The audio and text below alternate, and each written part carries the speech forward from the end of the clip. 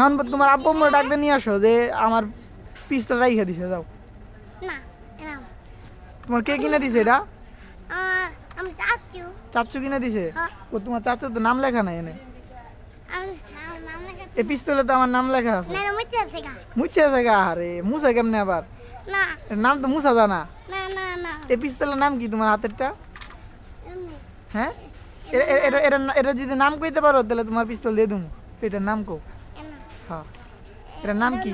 বন্ধু বন্দুক? নাম নাই? বন্ধু কেন না ও এটার নাম বন্দুক। হ্যাঁ তে তুমি যদি 10 টাকা দাও তাহলে তোমার এই পিস্তল দিয়ে দেবো। দাও 10 টাকা বার করো। একো টিয়াকু এটা দি খালি হাত। দিতেই গো। আজ হলো আজকের মতো দিয়ে দিলাম বুঝছো, আরেকবার নিলে কিন্তু আর দিব না।